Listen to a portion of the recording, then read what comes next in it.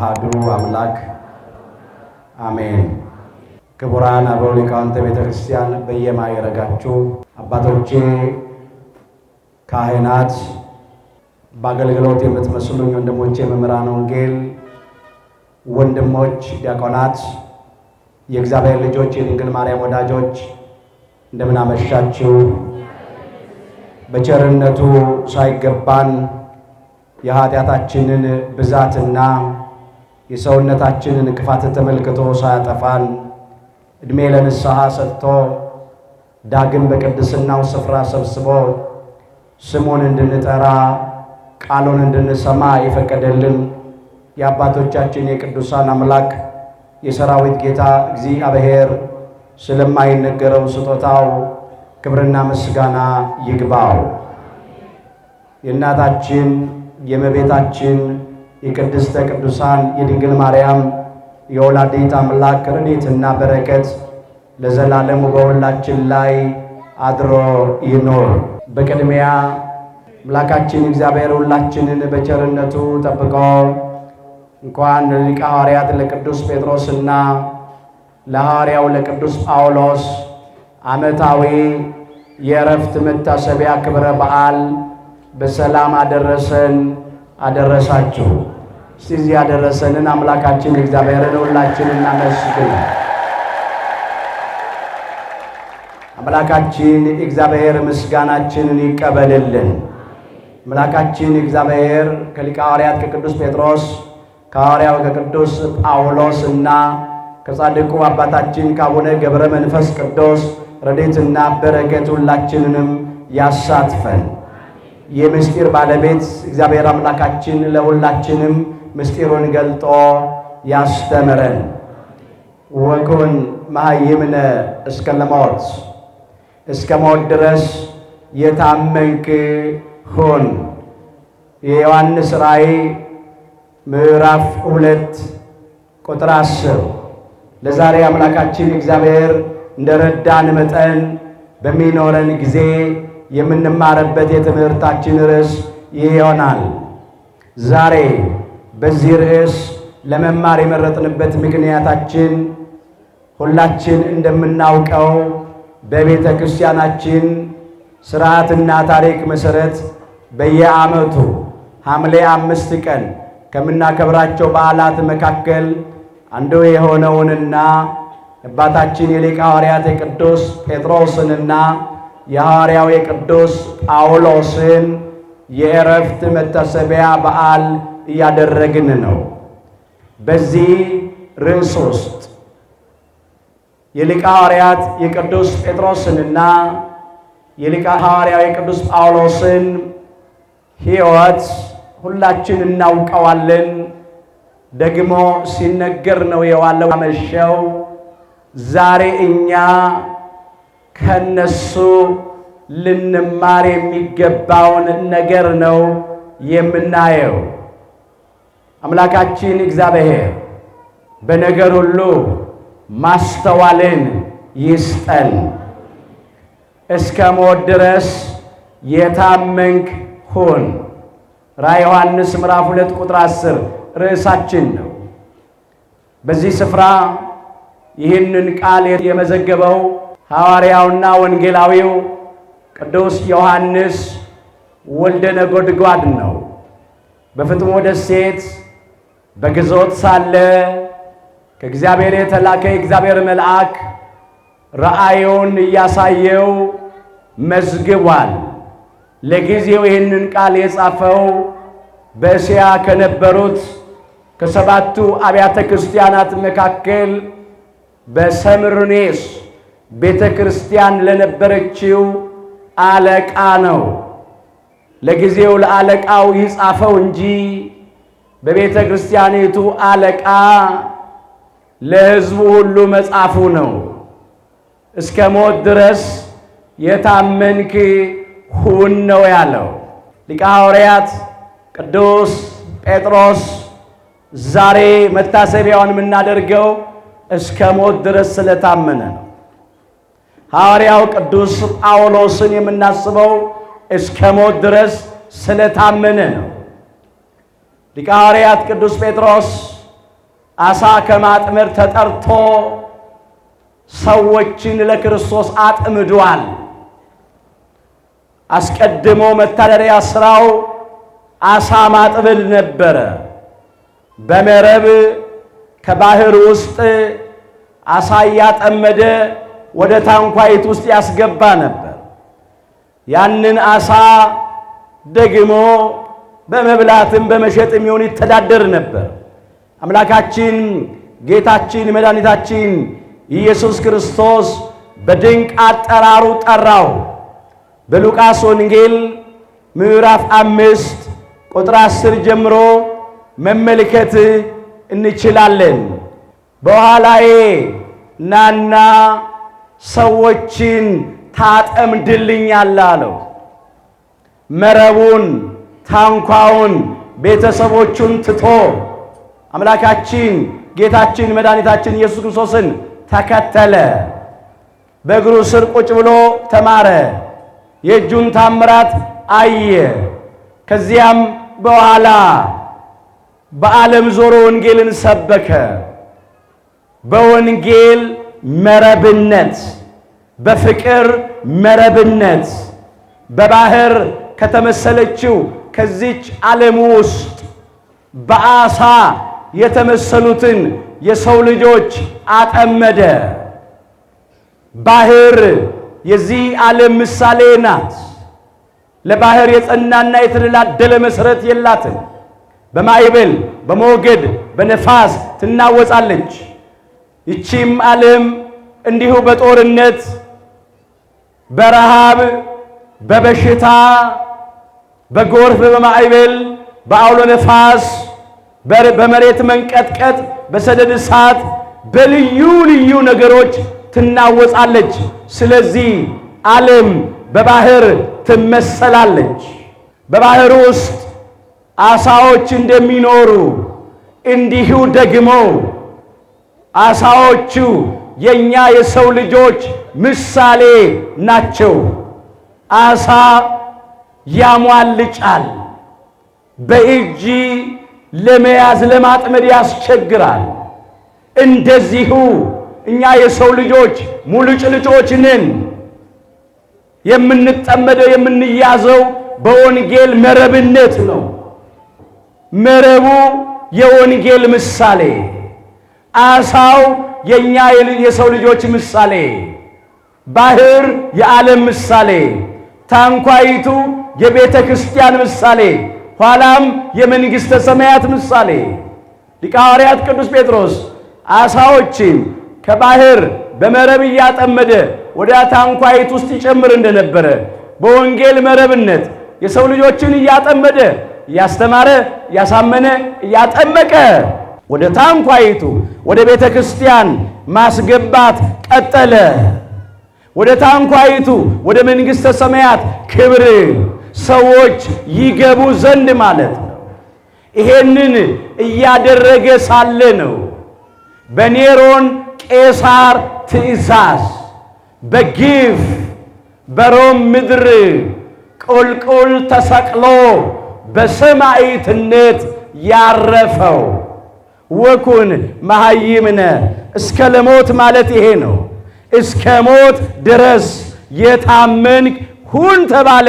ሊቀ ሐዋርያት ቅዱስ ጴጥሮስ እስከ መጨረሻዋ ሕቅታ ድረስ ታመነ።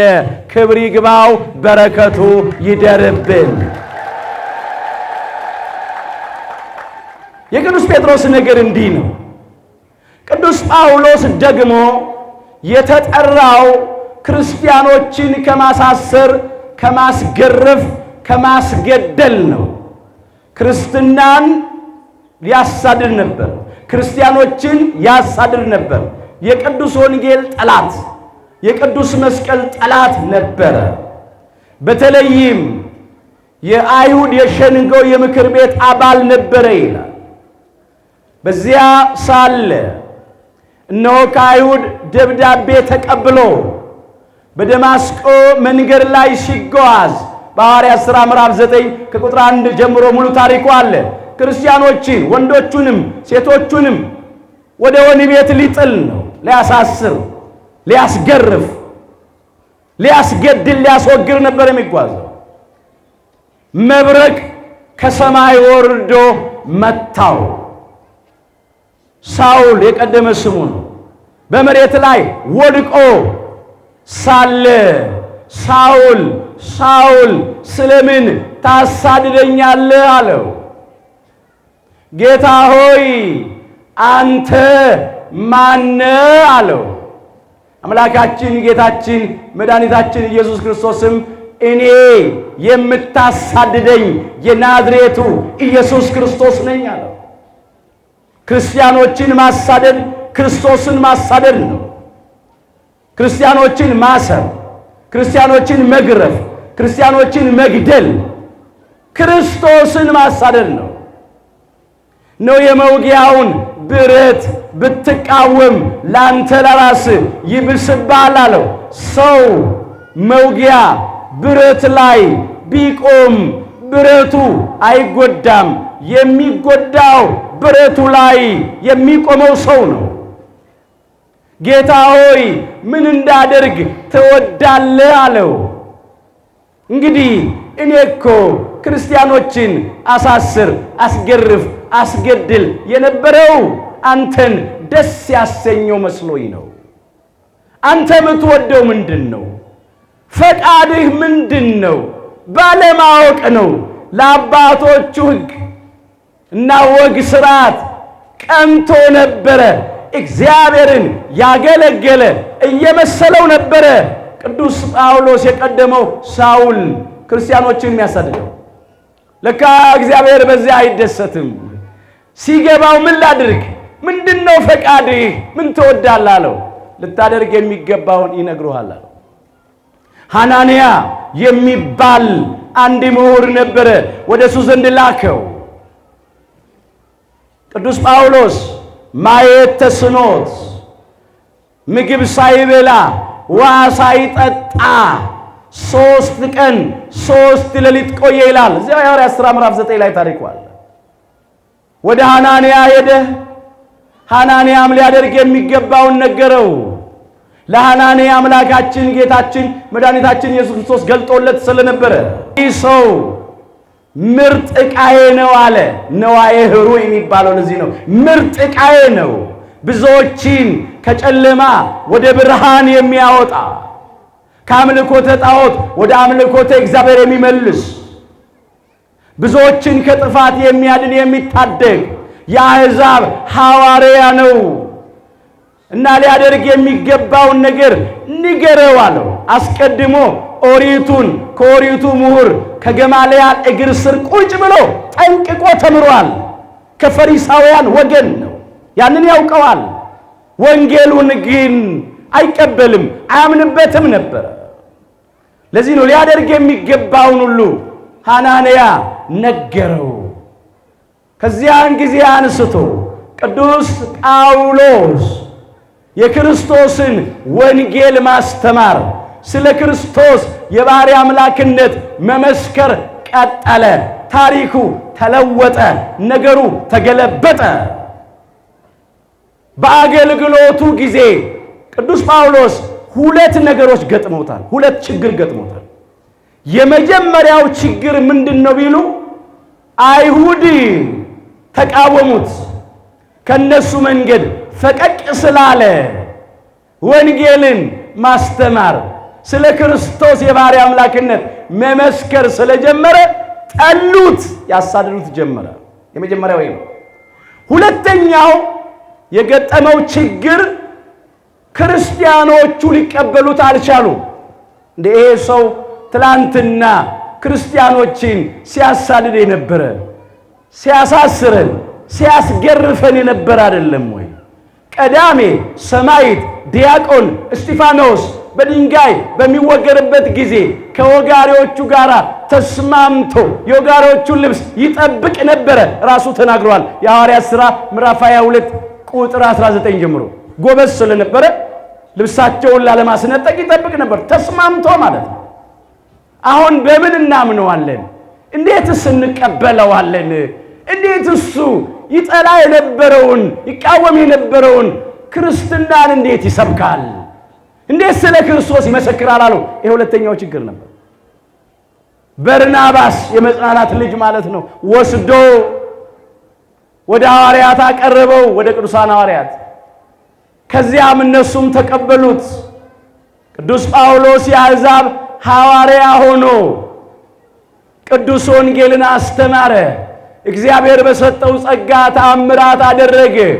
እግዚአብሔር ጸጋውን ለልብሱ አትርፎለት፣ እግዚአብሔርም በጳውሎስ እጅ የሚያስደንቅ ተአምራት ያደርግ ነበር ይላል። ከአካሉ ልብስ ወይም ጨርቅ ወደ ድውዮች ይወስዱ ነበር፣ ደዌያቸውም ይለቃቸው ነበር፣ ርኩሳን መናፍስትም ይወጡ ነበር ይላል። የሐዋርያት ሥራ ምዕራፍ 19 ቁጥር 11 ላይ ተመዝግቧል። ክብር ምስጋና ለአምላካችን ለእግዚአብሔር ይሁን። ለቅዱስ ጳውሎስ እግዚአብሔር ጸጋውን ለልብሱ አትርፎለታል። ልብሱ ራሱ ያድን ነበረ። እንደዚህ ነው፣ አስተውሉ።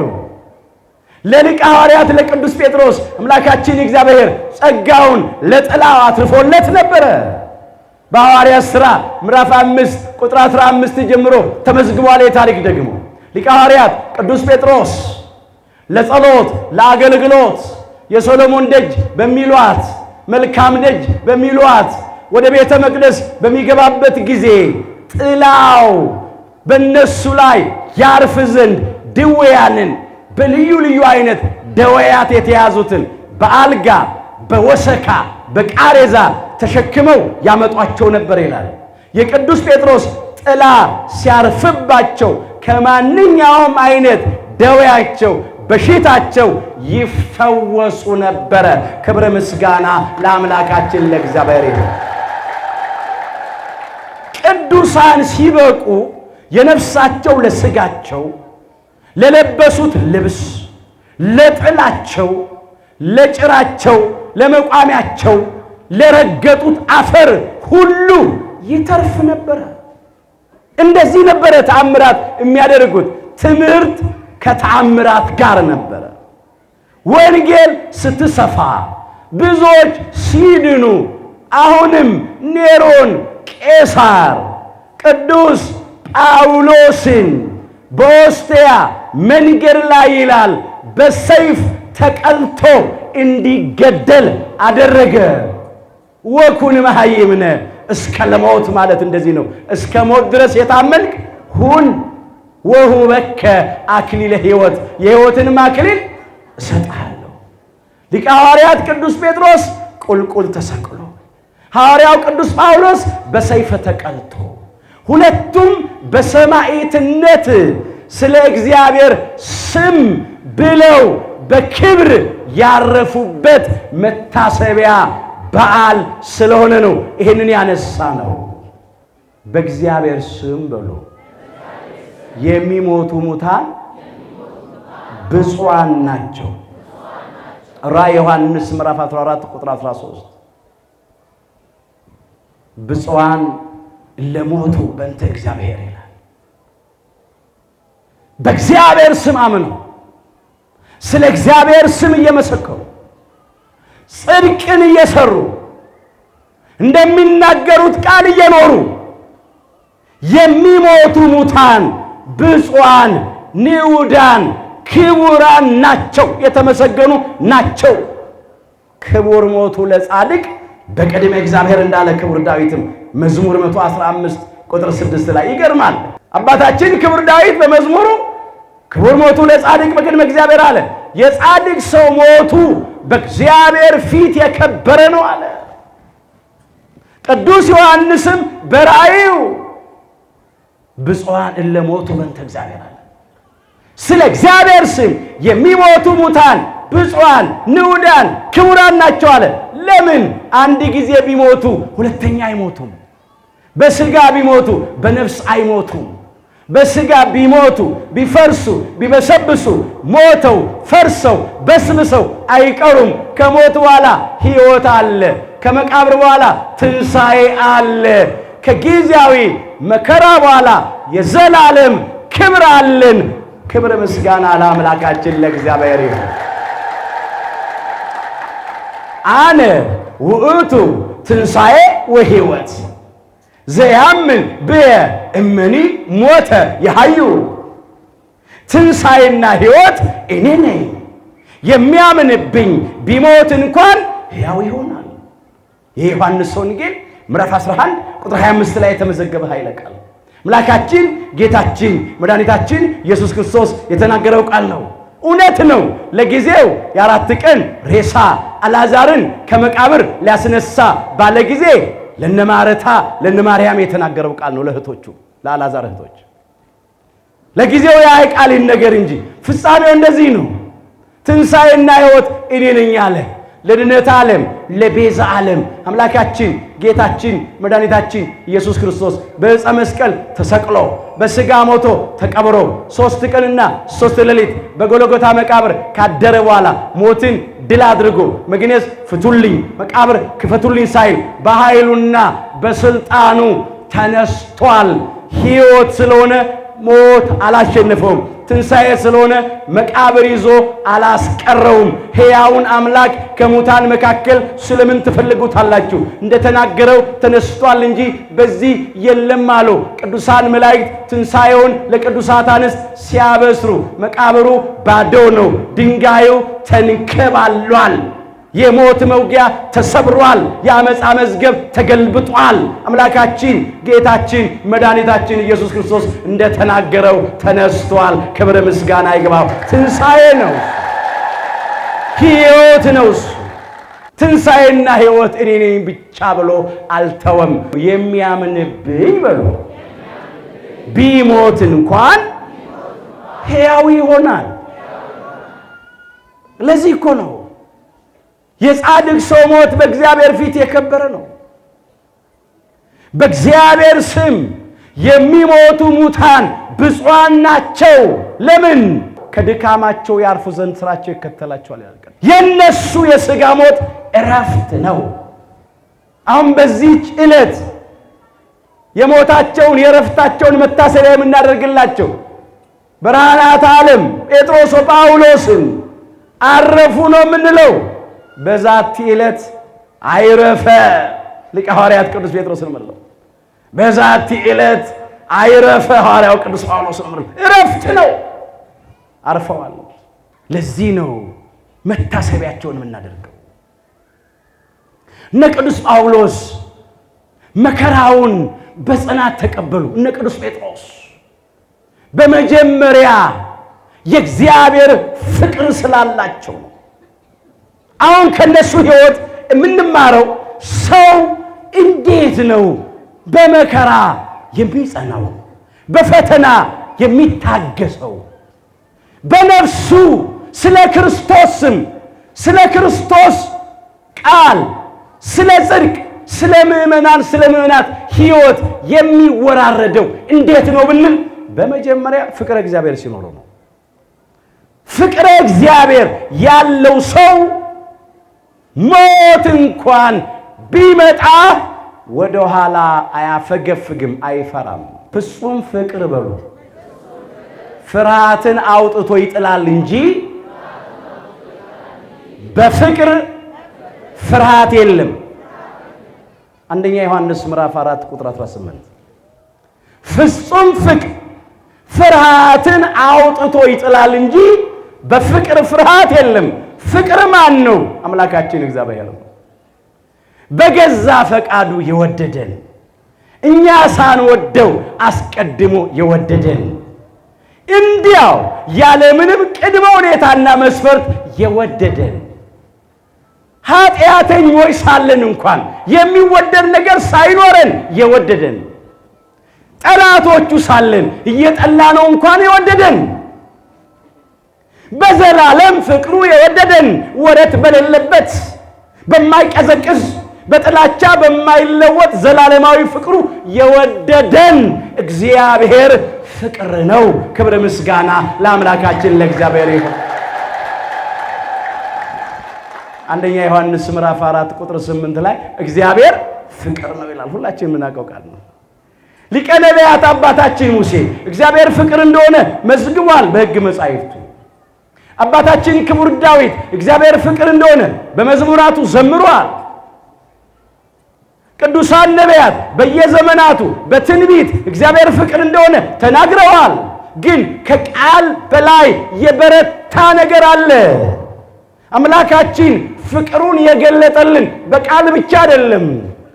በዕለተ ዓርብ በቀራንዮ መስቀል ላይ ተሰቅሎ ቅዱስ ሥጋውን ቆርሶ የሕይወት ምግብ ሆኖ ክቡር ደሙን አፍስሶ የሕይወት መጠጥ ሆኖ ለባህሪ ሞት የማይስማማው አምላክ በሥጋ ሞቶ የእኛን ሞት ወስዶ በሞቱ ሞታችንን ሽሮ በትንሣኤው ትንሣያችንን አብስሮ ፍቅር መሆኑን ገለጠ።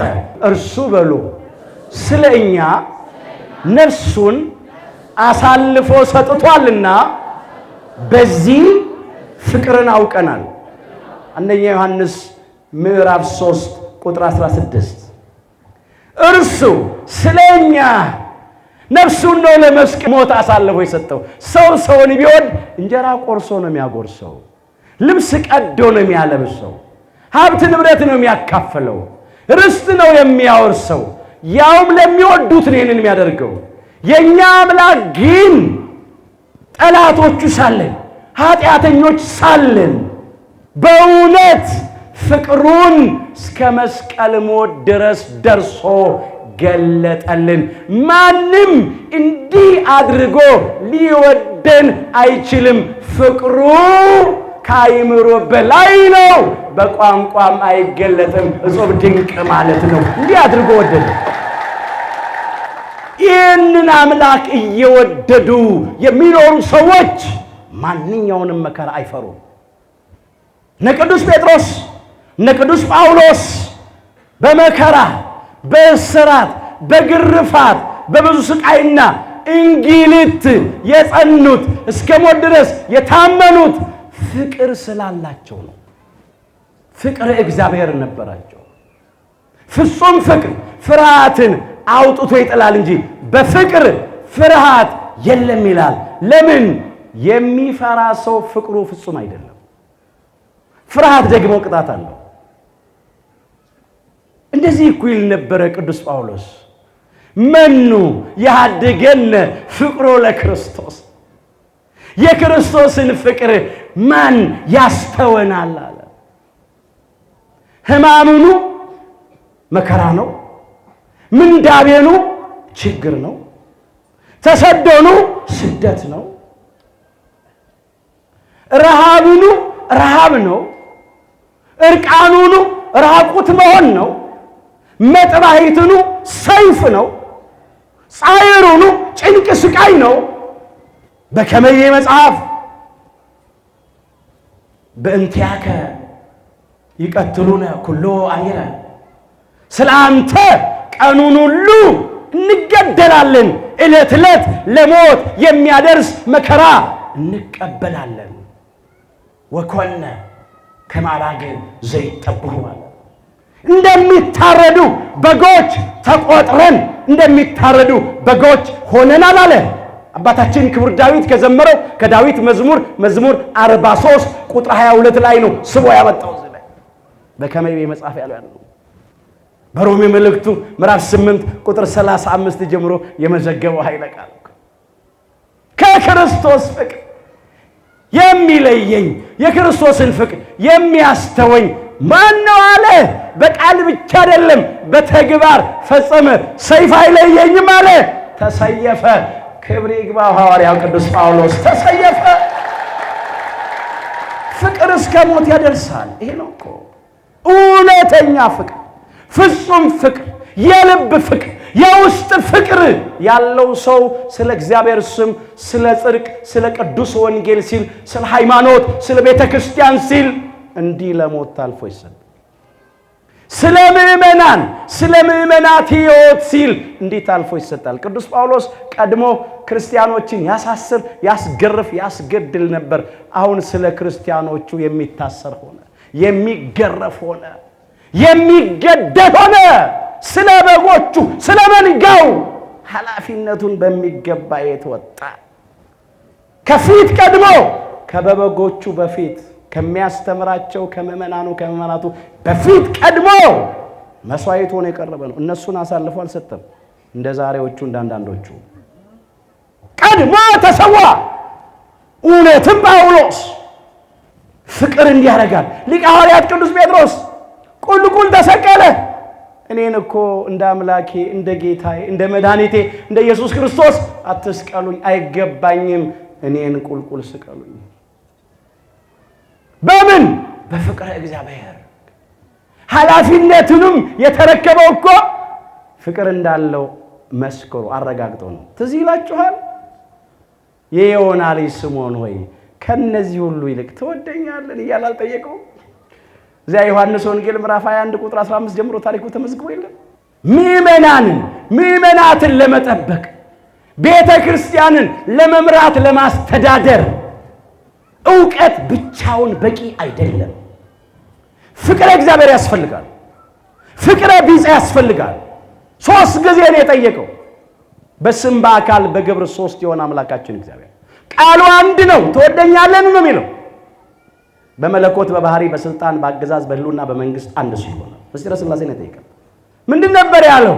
ግልገሎቼን አሰማራ፣ ጠቦቶቼን ጠብቅ፣ በጎቼን አሰማራ። ስለ ግልገሎች፣ ስለ ጠቦቶች፣ ስለ በጎች ገዶት አይደለም። ለጊዜው ግልገሎቼን አለ 36ቱ ቅዱሳት አንስትን፣ ጠቦቶቼን አለ 72ቱን አርድእትን፣ በጎቼን አለ 11ዱን ደቀ መዛሙርትን። ሌላው ግልገሎቼን ሕፃናትን በዕድሜ፣ ጠቦቶቼን ወጣቶችን ጎልማሶችን፣ በጎቼን አረጋውያት ሽማግሌዎችን፣ ሌላው ሕፃናትን ፍጥረታውያኑን ያላመኑ ያልተጠመቁትን ገና እንደተፈጠሩ ያሉትን፣ ጠቦቶቼን ስጋውያኑን ከፍጥረታዊነት አልፈው አምነው የተጠመቁትን ክርስትና የተቀበሉትን ግን ከስጋዊነት ያልወጡትን መንፈሳውያን ያልሆኑትን። ደግሞ በጎቼን አሰማራ፣ መንፈሳውያኑን ፍጹማኑን ክርስቲያኖች አሰማራልኝ አለው። ሊቀ ሐዋርያት ቅዱስ ጴጥሮስ እነኝህን አሰማራ። በነፍሱ ተወራርዶ ቁልቁል ተሰቅሎ እስኪሞት ድረስ ጸና። በፍቅረ እግዚአብሔር ነው። የመጀመሪያው ምስጢር ቁልፍ ፍቅር ነው። ዛሬ ሁላችንም ፍቅር ትምህርት ቤት ውስጥ መግባት አለብን ወገኖቼ። እንደ ቅዱስ ጴጥሮስ እንደ ቅዱስ ጳውሎስ እስከ ሞት ድረስ ለመታመን ለአምላካችን ለእግዚአብሔር ክብር ለመመስከር ፍቅር ትምህርት ቤት ውስጥ መግባት አለብን። አምላካችን እግዚአብሔር የሁላችን ልቡና በፍቅሩ ይግዛልን። ፍቅር የገዛው ልብ፣ ፍቅር እግዚአብሔር የገዛው ልብ ማንም አይገዛው። ፍቅር እግዚአብሔር ያሸነፈው ልብ ማንም አያሸንፈው። እነ ሊቀ ሐዋርያት እነ ቅዱስ ጴጥሮስን እነ ሐዋርያው እነ ቅዱስ ጳውሎስን የሚጠፋ ብር ፍቅር፣ የሚፈነግል ወንበር ፍቅር፣ የምድራዊ ክብር ፍቅር፣ የሥጋ ጥቅም ኃላፊ ጠፊ ቀሪ ነገር አላሸነፋቸውም። ለምን መሰላችሁ? የእግዚአብሔር ፍቅር ልባቸውን ስላሸነፈ። ዛሬ አንዳንዶቻችን እየተሸነፍን ያለነው በብዙ ምድራዊ ሥጋዊ ነገር ልባችን ስለተሸነፈ፣ በብዙ ነገር ከላይ እስከ ታች ችግር አለ። ዛሬ ማን ነው ሊቀ ሐዋርያት ቅዱስ ጴጥሮስን የሚሆን? ዛሬ ማን ነው ሐዋርያው ቅዱስ ጳውሎስን የሚሆን? እስከ ሞት ድረስ ታምኖ የሚገኝ ማን ነው? የሚጸና ማን ነው? ምንም የማያታልለው በምንም ምድራዊ ሥጋዊ ነገር የማይሸነፍ ማን ነው? መጀመሪያ ፍቅረ እግዚአብሔር። እግዚአብሔር አሁንም ፍቅሩን በልቡናችን ይጨምርልን። የሐዲስ ኪዳን ትእዛዝ እኮ ፍቅር ነው። ምንድን ነው ያለው? ብትወዱኝስ ትእዛዜ ጠብቁ እኮ ነው ያለው። የዮሐንስ ወንጌል ምዕራፍ 14 ቁጥር 15። በቃ ሌላ እኮ ምንም አላለም። ከወደዳችሁኝ፣ ፍቅሬ ከገባችሁ፣ ውለታዬን ካወቃችሁ፣ ቸርነቴን ከቀመሳችሁ፣ ካጣጣማችሁ ትእዛዜን ጠብቁ። ቅዱሳን ሐዋርያት፣ ጻድቃን፣ ሰማዕታት፣ እውነተኞቹ ክርስቲያኖች ወደዱት። በፍጹም ልብ፣ በፍጹም ነፍስ፣ በፍጹም ኃይል፣ በፍጹም ሐሳብ ወደዱት። ስለዚህ ትእዛዙን ፈጸሙ። መጀመሪያው ፍቅር ነው። ሁለተኛው እምነት ነው። ከፍቅረ እግዚአብሔር ጋር እምነታቸው እንዲህ ነበር። በመጀመሪያ እግዚአብሔር ከሁሉ ሊያድነን ይችላል ብለው አምነዋል። እሱ ከወደደ እሱ ከፈቀደ ከሁሉ ያድናል። ብዙዎችን አድኗል። ለአንዳንዶች የእሳትን ኃይል አጥፍቶላቸዋል። ለሶስቱ ብላቴኖች የምናውቀው ታሪክ ነው። ለነ ነቢየ እግዚአብሔር ለነ ቅዱስ ዳንኤል የአናብስትን አፍ ዘግቶላቸዋል። እናውቃለን። ለአንዳንዶች ባህርን ከፍሎ እንደ ግድግዳ ቆሞ እንደ ሳር ክምር አድርጎ በደረቅ አሻግሯቸዋል። እስራኤል ዘሥጋ ለአንዳንዶቹ ደግሞ እግዚአብሔር ከሰማይ መና አውርዶ መግቧቸዋል። እስራኤል ዘሥጋ ከአለት ከጭንጫ ከድንጋይ ውሃ አፍልቆ አጠጥቷቸዋል። ቀን ፀሐይ እንዳያቃጥላቸው፣ ሌሊት ጨለማ እንዳያስደነግጣቸው ደመና ጋርዶ መርቷቸዋል። ለአንዳንዶቹ በልብስ ጭምር ባህር ከፍሏል። ዮርዳኖስ እኮ በኤልያስ መጎናጸፊያ ተከፍሏል ሲመጣው። እግዚአብሔር ከሰው አእምሮ በላይ የሆነ ነገር ያደርጋል። ሚሳነው ነገር ስለሌለ ለሰው የማይቻለው ለእግዚአብሔር ይቻለዋል። ለእግዚአብሔር የሚሳነው ነገር የለምና የሚያምን በሉ ሁሉ ይቻላል። የማርቆስ ወንጌል ምዕራፍ 9 ቁጥር 23 በእግዚአብሔር ለሚያምኑ ሁሉ ይቻላቸዋል። በባህሪው ሁሉን ቻይ አምላካችን እግዚአብሔር ነው። ደግሞ በእግዚአብሔር የሚያምኑ እውነተኞች ክርስቲያኖች አገልጋዮች ከእግዚአብሔር የተነሳ የማይቻለውን ይችላሉ። ለሚያምን ነው ሁሉም ይቻለው። ስለዚህ ተቻላቸው ቅዱሳን ሐዋርያት። ደግሞ እግዚአብሔር ከፈቀደ ከወደደ ከሰይፍ ያድነናል። በመስቀል ተሰቅሎ ከሞት ያድነናል። ከእሳት ያድነናል። ከአናብስት አፍ ያድነናል። ከክፉ አድራጊዎች እጅ ያድነናል አሉ። አይ ደግሞ ብሎ እንድትሞቱ ፈቃዴ ነው። በሥጋ ሙቱ ካለን ደግሞ ለሱ ክብር እንሞታለን። ለምን? ከሰው ይልቅ ለእግዚአብሔር ልንታዘዝ ይገባናል። የሐዋርያት ሥራ ምዕራፍ 5 ቁጥር 29 ሊቀ ሐዋርያት ቅዱስ ጴጥሮስ ነው የተናገረው። በስሙ አታስተምሩ፣ በስሙ ተአምራት አታድርጉ ብለው አሰሯቸው። መከራ ስቃይ አሳዩአቸው። ኢየሩሳሌምን ሁሉ በትምህርታችሁ ሞልታችኋል። ከዛሬ በኋላ በስሙ እናስተምራለን፣ ተአምራት እናደርጋለን፣ ስሙን እንጠራለን ብላችሁ ብትሉ ከዚህ የባሰ ይደርስባችኋል ብለው አስጠነቀቋቸው። ግደሉን እንጂ እኛ ከሰው ይልቅ ለእግዚአብሔር ልንታዘዝ ይገባናል። ለምን? አምላካችን እግዚአብሔር ከሁሉ ሊያድነን ይችላል። ደግሞስ ብንሞትስ ተብለዋላ። ሥጋን የሚገሉትን አትፍሩ፣ ነፍስን መግደል አይቻላቸውምና የማቴዎስ ወንጌል ምዕራፍ 10 ቁጥር 28 ላይ ያውቁታል። እናንተ ብትገድሉ ሥጋችንን ነው፣ ነፍሳችንን የት ታገኟታላችሁ? የሥጋ ሞት ደግሞ ለእኛ ዕረፍታችን ነው። እንሙት እንጂ በፍጹም ለእናንተ ፈቃድ አንንበረከክም፣ የእናንተ ባሮች አንሆንም አሉ። ከሞት በኋላ ሕይወት፣ ከመቃብር በኋላ ትንሣኤ እንዳለ ተስፋ አድርገዋልና ይሄ እምነታቸው ነው እስከ ሞት ድረስ መከራ እንዲቀበሉም ያደረጋቸው። ሰው ሰማያዊውን ዘላለማዊውን ክብር ካሰበ በሃይማኖት ጸንቶ እስከ ሞት ይደርሳል። ለእመ እግዚአብሔር ምስሌነ መኑ ይክለነ ነበር የሚለው ቅዱስ ጳውሎስ። እግዚአብሔር ከኛ ጋር ከሆነ ማን ይችለናል? ሮሜ ምዕራፍ 8 ቁጥር 31 ላይ የኛን አቅመ ቢስነት፣ የኛን ባዶነት፣ ብቸኝነት፣ ደካማነት አናስብ። ከምንም በላይ ከኛ ጋር ያለውን አምላካችን እግዚአብሔርን እናስበው። በባህሪው ሞት የሌለበት፣ በመንግስቱ ሽረትና እልፈት ለውጥ የሌለበት የዘላለም አምላክ፣ የዘላለም አባት፣ የዘላለም ንጉሥ አለ። እሱም አባታችን ነው፣ አምላካችን ነው። እሱን ይዘን ምንም የምንሆነው ነገር የለም። የሚጠብቀን እግዚአብሔር አይተኛም፣ አያንቀላፋም። ክብር ምስጋና ይግባው። በሱ እንመን።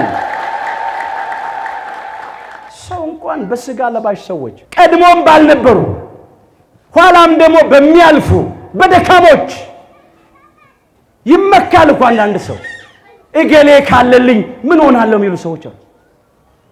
ወይ መሪ ይሆናል፣ ባለስልጣን ይሆናል፣ ወይ ባለጸጋ ይሆናል።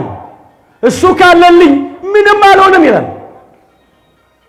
አፈር፣ ጭቃ፣ ከንቱ ነገር እንኳን ሌላውን ሊያድን ራሱንም አያድንም። ስንያዝ ጭብጥ አንሞላም፣ ስንለቀቅ ነው ሜዳም አይበቃም።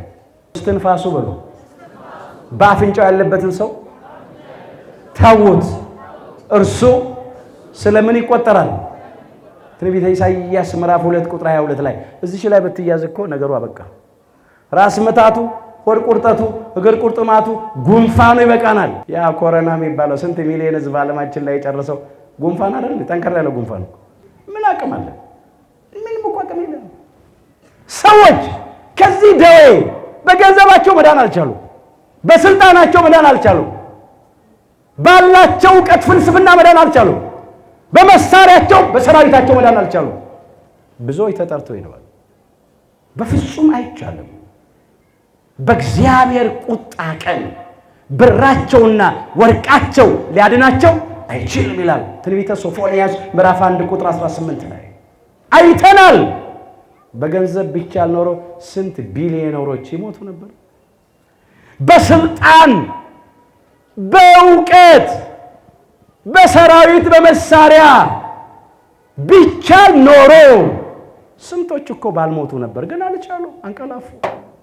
መመካት በእግዚአብሔር ነው። የሚመካ ቢኖር በእግዚአብሔር ይመካ። ልቡናችን ሰሌዳ ላይ ይጻፍልን። እናውቀዋለን፣ ቃሉ እንናገረዋለን፣ እንጽፈዋለን፣ እናነበዋለን። እነ ሊቀ ሐዋርያት እነ ቅዱስ ጴጥሮስ በእግዚአብሔር ተመኩ። እነ ቅዱስ ጳውሎስ በእግዚአብሔር ተመኩ። ስለዚህም ጸኑ፣ ወደ ኋላ አላፈገፈጉ። ሞት ነው አምነው ሞቱ። እነዚህ ሁሉ በሉ አምነው ሞቱ። ዕብራውያን 11 ቁጥር 13 እነዚህ ሁሉ ምን ብለው ሞቱ?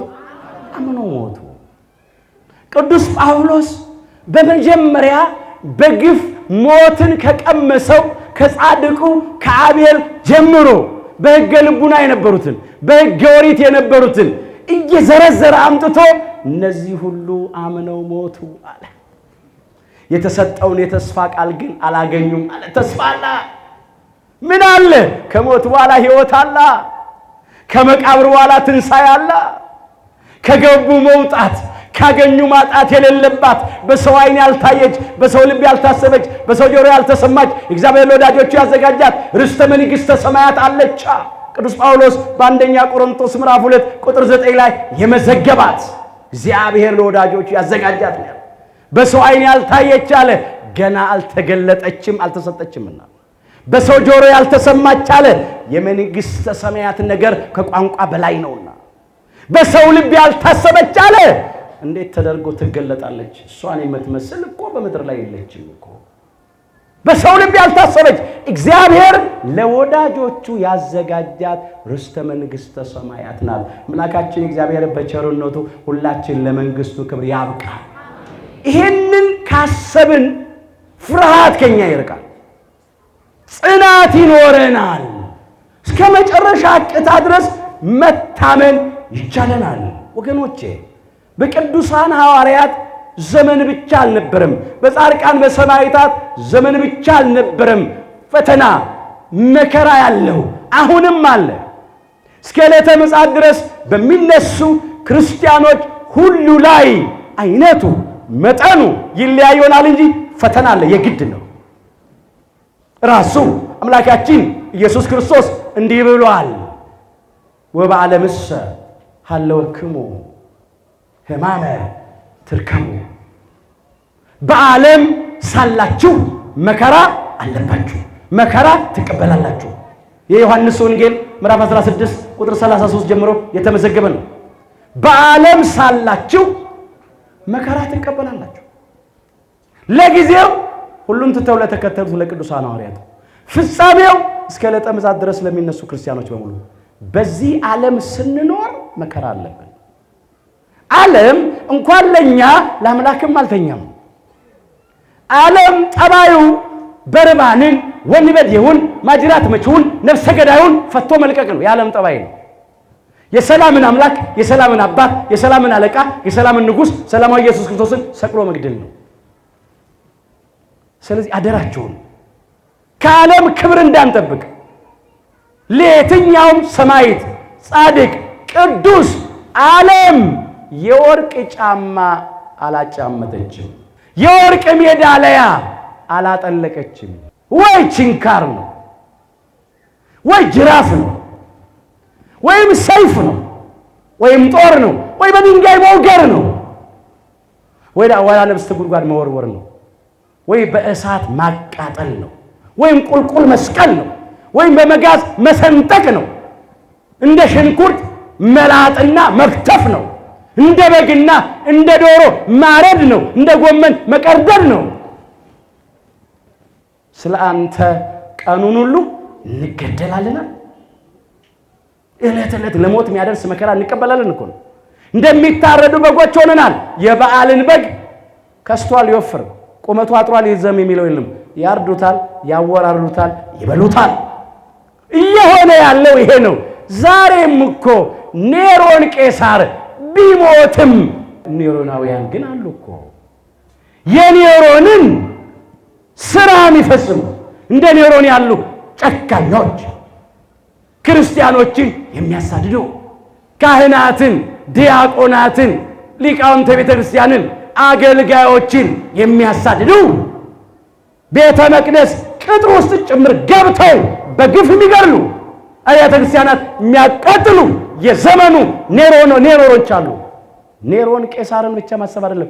አሁንም አለ ኔሮን፣ ሌላው ኔሮን አለ ደጃፋችን ላይ። ይሄ ሰው ያወቀው ፀሐይ የሞቀው የአደባባይ ምስጢር ነው። ግን ጥሪያችንን እንወቀው። የተጠራችሁለት በሉ ለዚህ ነውና ክርስቶስ ደግሞ ፍለጋውን እንድትከተሉ ምሳሌ ትቶላችሁ ስለ እናንተ መከራን ተቀብሏልና። አንደኛ ጴጥሮስ ምዕራፍ 2 ቁጥር 21 የኖረበትን ነው ቅዱስ ጴጥሮስ የሚጽፈው። ኖሮበት እኮ ነው የተጠራችሁለት ለዚህ ነው አላቸው። ክርስቲያኖቹን ነው በዚያ በጳንጦስ በገላትያ በቀጰዶቅያ በእስያ በቢታንያ ይኖሩ ለነበሩት ክርስቲያኖች የጻፈው መልእክት ነው። ለጊዜው ፍጻሜ ለሁላችንም የሚነገር ቃል የተጠራ ነው። ለዚህ ነው ወንዶቹ በ40 ቀን ሴቶቹ በ80 ቀን ከማኅፀነ ዮርዳኖስ ከጸጋ መንፈስ ቅዱስ ዳግም በጥምቀት የተወለድነው በሜሮን የከበርነው የአምላክን ቅዱስ ሥጋና ክቡር ደም የተቀበልነው እግዚአብሔርን በልጅነት ክብር ያየነው ለመንግሥተ ሰማያት ክብር የታጨነው ለዚህ ነው። በክርስቶስ ክርስቲያን በወልድ ውሉድ በመንፈስ ቅዱስ መንፈሳውያን ተብለን የተጠራ ነው። ለዚህ ነው። ለምን? ክርስቶስ ደግሞ ፍለጋውን እንድትከተሉ አሰረ ፍኖቱ እንድንከተሉ ምሳሌ ትቶላችሁ ስለ እናንተ መከራ ተቀብሏል። መከራ ተቀብሎ መከራ እንዳለብን አሳይ። መስቀል ተሸክሞ መስቀል እንደምንሸከም፣ ታስሮ እንደምንታሰር፣ ተገርፎ እንደምንገረፍ፣ ተቸንክሮ እንደምንቸነከር፣ በስጋ ሞቶ እንደምንሞት በቃ አሳይቷል። ምንም የቀረ ነገር የለም። ስለዚህ ይሄ ነው በእኛ የሚደርሰው። ከዓለም ምንም ነገር አንጠብቅ። መከራውን ማስቀረት አንችልም። ፈቃዱ ከሆነ አምላካችን እግዚአብሔር የእያንዳንዳችንን የመከራ ጽዋ ያሳልፍልን። ደግሞ ፈቃዱ በመከራው እንድናልፍ ከሆነ መከራውን በጽናት በትዕግስት እንድንቀበል አጽናን፣ አበርታን እንበለው። ደግሞ እሱ ያበረታናል። ኃይልን በሚሰጠኝ በክርስቶስ ሁሉን እችላለሁ ብሎ ይለ ቅዱስ ጳውሎስ። በወደደን በእርሱ ከአሸናፊዎች ሁሉ እንበልጣለን ብሎ ይለ እንበልጣለን። መጽናት ነው፣ መቆም ነው። ሊቀ ሐዋርያት ቅዱስ ጴጥሮስን፣ ሐዋርያው ቅዱስ ጳውሎስን፣ ጻድቃኑን፣ ሰማዕታቱን፣ ቅዱሳኑን ያጸና ያበረታ ያቆመ አምላካችን እግዚአብሔር እኛንም እስከ መጨረሻው ወቅታ ድረስ ያጽናን ያበርታን። ይህንን ነው ማድረግ ያለብን። በተለይ በዚህ በመጨረሻው ዘመን ዋዜማ ባለነው ላይ ፈተና አለ፣ መከራ አለ። በዚያን ጊዜ በሉ ለመከራ አሳልፈው ይሰጧችኋል፣ ይገድሏችሁማል። ስለ ስሜም በአሕዛብ ሁሉ የተጠላችሁ ትሆናላችሁ። የማቴዎስ ወንጌል ምዕራፍ 24 ቁጥር 9 ላይ ተመዝግቧል። አምላካችን ጌታችን መድኃኒታችን ኢየሱስ ክርስቶስ ስለ ዓለም መጨረሻና ስለ ዳግም ምጽአቱ ምልክት እየዘረዘረ ሲናገር ያነሳው ቃል ነው። ይሄ በዚያን ጊዜ አለ፣ በዚህ በመጨረሻው ዘመን ዋዜማ ለመከራ አሳልፈው ይሰጧችኋል አለ። ይኸው ለመከራ አሳልፈው እየሰጡን ነው። ይገድሏችሁም አለ፣ እስከ ሞት የሚያደርስ መከራ ያሳዩናል።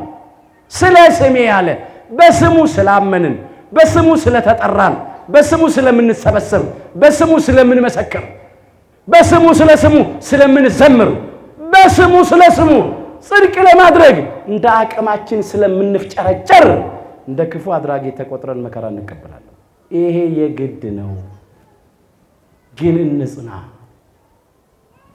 ወዘሰ አዝለፈ ትዕግስቶ ውእቱ ይድህን ያለው ትዕግስቱን ያዘወተረ ግን እርሱ ይድናል። የማቴዎስ ወንጌል ምዕራፍ 24 ቁጥር 13 ላይ ወረድ ብላችሁ ተመልከቱ። አማርኛው መጽሐፍ ቅዱስ እስከ መጨረሻ የሚጸና እርሱ ግን ይድናል ይላል። አምላካችን እግዚአብሔር እስከ ሞት እስከ መጨረሻው አቅታ ድረስ ሁላችን ያጽናን። ጀምሮ ከማቋረጥ፣ አምኖ ከመካድ፣ ገብቶ ከመውጣት፣ ተሰብስቦ ከመበተን ያድነን። አንዳንዶች ወጥተዋል። ወኩን መሐይምነ እስከ ለሞት፣ እስከ ሞት ድረስ የታመንክ ሁን። ወወከ አክሊለ ሕይወት፣ የሕይወትን አክሊል እሰጥሃለሁ። ሰናየ ገድለ ተጋደልኩ በድሬኒ ፈጸምኩ ወሃይማኖቴኒ አቀምኩ። መልካሙን ገድል ተጋድያለሁ፣ ሩጫዬንም ጨርሻለሁ፣ ሃይማኖቴንም ጠብቄአለሁ አለ ቅዱስ ጳውሎስ። ሁለተኛ ጢሞቴዎስ ምዕራፍ 4 ቁጥር 7 ላይ የተመዘገበ ይለቃል። በሥጋ ሊያንቀላፋ በሰማዕትነት ሊያርፍ በሰይፍ ሊቀላ በቀረበ ጊዜ የተናገረው ቃል ነው። የሚሄድበት ጊዜ ደርሷል አለ። በሞት መንገድ እኮ ነው የሚሄደው ወደ ክርስቶስ እኮ ነው። የሚሄድበት ጊዜ ደርሷል አለ። መልካሙን ገድል ተጋድያለሁ። የሃይማኖት ገድል እኮ ነው መልካሙ ገድል። ከዲያብሎስና ከሰራዊቱ ጋር ተጋደለ፣ ዲያብሎስና ሰራዊቱን ድል አደረገ። ከፈቃደ ሥጋው ጋር ተጋደለ፣ ፈቃደ ሥጋውን ለፈቃዱ ነፍስ አስገዛ። ከዓለም ጋር ተጋደለ፣ ዓለምን አሸነፈ። ከአሕዛብ ከኢያማንያን ከአረማውያን ጋር ተጋደለ፣ አሕዛብን ድል አደረገ። አምልኮተ ጣዖታቸውን አፈረሰባቸው። ውሸት እንደሆነ ርኩሰት ነውር እንደሆነ ተናገረ። ብዙዎችን ከአምልኮተ ጣዖት ወደ አምልኮተ እግዚአብሔር አመጣ። ከመናፍቃን ከተጠራጣሪዎች ከሐሰተኞች ጋር ተጋደለ፣ ተከራከረ፣ ረታቸው፣ ምላሽ አሳጣቸው። አፋቸውን በቅዱስ ወንጌል በእውነተኛው ቃል ዘጋ፣ አሸነፋቸው። ከኃጢአት ጋር ተጋደለ፣ ኃጢአትን ድል አደረገ፣ በኃጢአት አልተሸነፈም። መልካሙን ገድል ተጋድያለሁ። የሃይማኖት ገድል ነው፣ መንፈሳዊ ገድል፣ የጽድቅ ገድል ነው፣ የሚገባ ገድል ነው። የተጋደለው በሃይማኖት ነው፣ በምግባር ነው፣ በጸሎት በጾም በስግደት ነው፣ በእግዚአብሔር ቃል በቅዱስ ወንጌል ነው። በዱላ አይደለም፣ በሰይፍ አይደለም። ተጋድሎ መንፈሳዊ ነው፣ ረቂቅ ነው። ሃይማኖቴን ጠብቄአለሁ። ሃይማኖቱን እስከ መጨረሻ ሕቅታ ድረስ አጸና፣ ጠበቀ። በምንም ወደ ኋላ አላፈገፈገም። ወደፊት የጽድቅ አክሊል ተዘጋጅቶልኛል አለ። ያንንም ጻድቅ የሆነው ጌታ ፈራጅ የሆነው ጌታ እግዚአብሔር ለኔ ያስረክባል አለ። ለኔ ብቻ ግን አይደለም አለ፣ መገለጡን ለሚወዱት ሁሉ እንጂ አለ። ለሱ ብቻ አይደለም ወይ ለቅዱስ ጴጥሮስ ለቅዱስ ጳውሎስ ብቻ አይደለም። እኛም በእነሱ መንገድ ከሄድን በእውነት ተዘጋጅቶልናል። የሕይወት አክሊል ተዘጋጅቷል። የብርሃን መጎናጸፊያ ተዘጋጅቷል። የክብር ዙፋን ተዘጋጅቷል። አምላካችን እግዚአብሔር በቸርነቱ ሁላችንን ለመንግስቱ ክብር ያብቃል። ዛሬም በዘመናችን እንደ ሊቀ ሐዋርያት እንደ ቅዱስ ጴጥሮስ እንደ ሐዋርያው እንደ ቅዱስ ጳውሎስ ከበጎቻቸው ፊት ቀድመው ስለ እግዚአብሔር ስም፣ ስለ ቅዱስ ወንጌል፣ ስለ ጽድቅ፣ ስለ ምእመናን፣ ስለ ምእመናት ሕይወት በነፍሳቸው የሚወራረዱትን ስለ በጎቻቸው ራሳቸውን አሳልፈው የሚሰጡትን እውነተኞችን የሃይማኖት አባቶች ቁጥራቸውን ያብዛልን። ዛሬ አንዳንዶቹ ወደ ሳውልነት ተመልሰዋል።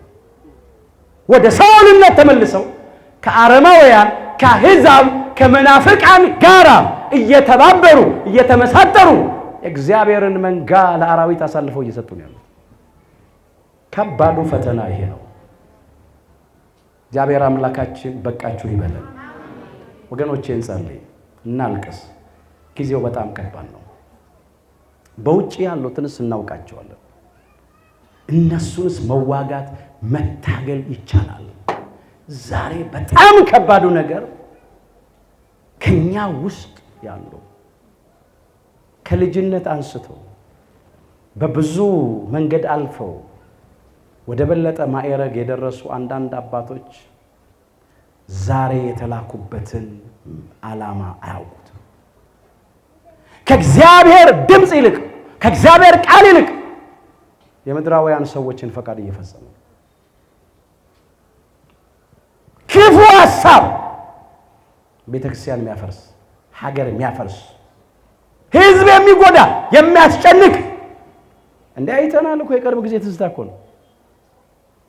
ለወንበር ብለው ለምድራዊ ክብር ብለው ለሚጠፋ ብር ብለው ክፎችን አሕዛብን ጣዖት አምላኪያንን መናፍቃንን ደስ ለማሰኘት ብለው በበጎቻቸው ደም ታጥበው ካልገባን ሲሉ አልነበረን? ምን አዲስ ነገር አለ? እነ ቅዱስ ጴጥሮስ ይሄን አላደረጉ፣ እነ ቅዱስ ጳውሎስ ይሄን አላደረጉ። አሰቀሉ ሰቀሉ አልተባለም፣ ተሰቀሉ ነው። በሰይፍ አስቀሉ አስገደሉ አልተባለም። ስለ መንጋው በሰይፍ ተቀሉ ነው። እንደው ታሪክ ተርኮ ብቻ መሄድ አይደለም። አሁን ብዙ ቅዱስ ጴጥሮስን ቤተክርስቲያን ትፈልጋለች። ብዙ ቅዱስ ጳውሎስን ቤተክርስቲያን ትፈልጋለች። ይሄም ዘመነ ሰማዕታትን ይመስላል። ብዙ ክርስቲያኖች በግፍ መከራ እየተቀበሉ ነው። ግን አይዟችሁ፣ ይሄም ያልፋል። እንደ ጨለማ አይቀርም፣ ይነጋል። እግዚአብሔር በወጀብም ባውሎ ነፋስም ውስጥ መንገድ አለው። በደመና ቀስተ ደመና ያሳያል። ተራራውን ድልዳላ ሜዳ ያደርገዋል። ባህሩን ለሁለት ይከፍላል። እንደ ግድግዳ ያደርጋል። እንደ ሳር ይከምረዋል። ሕዝቡን በደረቅ ያሻግራል። የእሳትን ኃይል ያጠፋል። የኛ አምላክ የሚሳነው ነገር የለም። ወደሱ እንጩህ። እግዚአብሔር ታሪክ ይለውጣል፣ ነገር ይገለብጣል። ይሄ መጥፎ ታሪካችንን እግዚአብሔር ለጥሩ ይቀይርልን። ይሄ የሚያስጨንቀንን ክፉ ነገር እግዚአብሔር ከሁላችን ያርቅልን፣ የመከራውን ዘመን ያሳጥርልን። ወኩን መሐይምነ እስከ ለሞት ወውበከ አክሊለ ሕይወት። እስከ ሞት ድረስ የታመንክ ሁን፣ የሕይወትንም አክሊል ሰጣለሁ። ራዕየ ዮሐንስ ምዕራፍ 2 ቁጥር 10። የሁላችንን መጨረሻችንን አምላካችን እግዚአብሔር በቸርነቱ ያሳምርልን። ቆየን።